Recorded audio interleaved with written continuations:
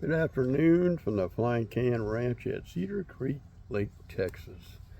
I have something to show you. It was sort of sent to me by a friend of mine. He has messed around, got into a deal where he has bought storage buildings or bought out things at yard sales. Just recently he was contacted by some people that I guess the dad died, and they wanted to know what they would give him for whatever was left in the house. And there was quite a bit of stuff left in the house. So one of the things that he found in this house was this beautiful gun right here. And this is the Hatsan Torpedo 10X, I'm sorry, Hatsan Torpedo 100X. Now, this is the walnut stock version. They also made this in a like a plastic stock type version, and it's a very long gun. It's a very heavy gun, and he sent it to me, and I got it, but you couldn't cock it. I tried to make a video along with the video trying to explain something, but I got the camera off angle, and so you just couldn't cock it, period. It just wouldn't work. It's a really beautiful, beautiful stock. And any rate, somewhere down last night, I took this whole thing apart, got it out of stock, and this, somebody took like a plastic piece like you put in your wall to put a screw in, a skew or something, or in a stud, and this screw was driven in there, and it was sticking up quite a bit. I think that's what was stopping it. Why it was there, I don't know. I have no idea. But I just took it out and got the little plastic out of there or whatever, and it's working. So, you know, I got it cocked, and then I realized that I couldn't push the little bear trap release button, so I had to put it all back together again and play with it, and I finally got it to work right. So let's go over this real quick. This, by the way, is not the scope that came with it. It actually had that RWS scope with it that I used on a review for I think it was a Gamel rifle, and so I just went ahead and put the Gamel one on here. I think I got it zeroed in pretty good. So this is the 25 caliber version, and they say at feet per second it's about 750. If you bought it in the 177 caliber, it did about 1100. And if you got it in the 22, it did 1,000 feet per second. So the overall length of this gun is 46.7 inches. It's long, it's a heavy gun. The barrel length is 17 inches. The overall weight is 9.4 pounds. It does have an 11 millimeter dovetail, and it combines that with a 22 millimeter type rail, so you can go one way or the other.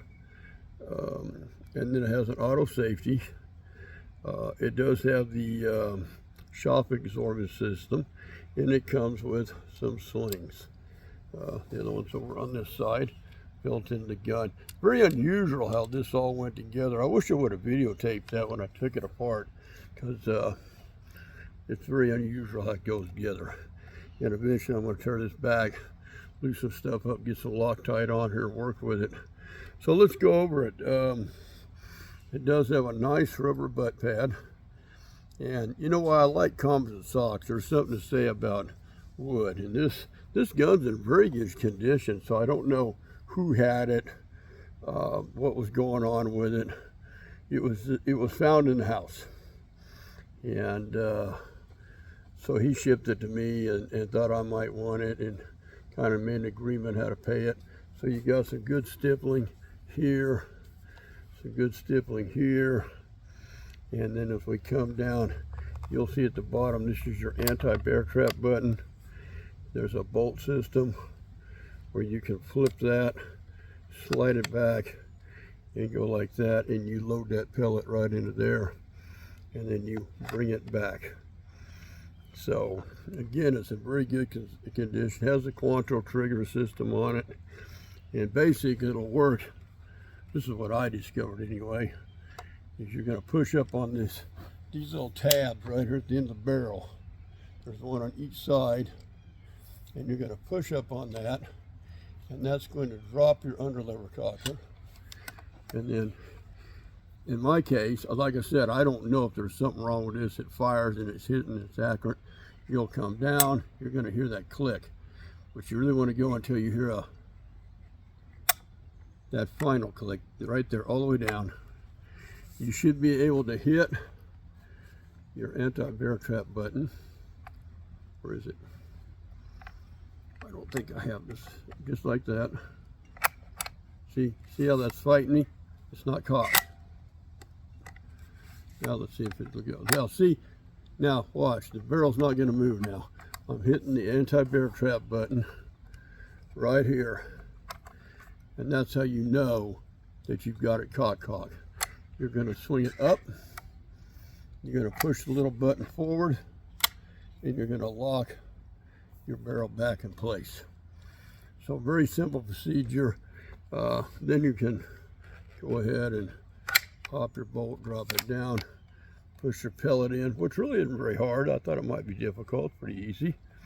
And then you're going to bring that back shut. Now, one thing I forgot to mention, right back here is a like a trigger. If you pull that back, you can see the red, you're in safe. Push it forward, or I'm sorry, pull it back, you're in the red, you're in fire mode. Push it forward, and now you're in safe. So I've played with it, I've shot it. I don't know what was going on with it. We shot several pellets out of it today. Devastated a can with it from 65 feet out, and this thing was really just whacking it. So I'm going to get some things ready and get this video rolling, and I'm going to shove together a shooting review. I'm actually going to try to hit some pickle bottles with this. Don't be disappointed if I don't. I believe I've got the scope where I want it. Could come down a couple of clicks, but I think I got it pretty centered.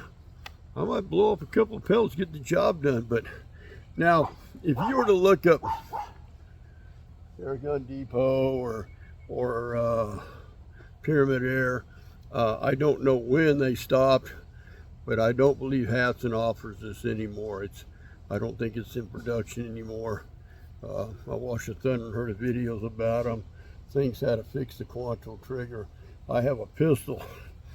I think it's one of those super chargers I got in the 22 caliber, that if you lock the barrel down, it doesn't stay. So I'm thinking there's something wrong with the trigger system that's disaligned. That bar spring is broke or stretched out. I'm just going to have to look it over. I did a lot of research into this before I took it apart, because most people claim if you send something in a Hatsan, it might be next Christmas. It might be Christmas in July, for all I know. But to get anything back, and again, I've mentioned before about how air gun companies, they just don't have a lot of good service. But I got it working, and I'll probably have to get the other one working and figure it out, and we'll go from there. So I'm going to slap together, get this out and post it. I'll sit down and make a shooting video. You can see how it works, and that's how we do it at the Flying Can Ranch. Later.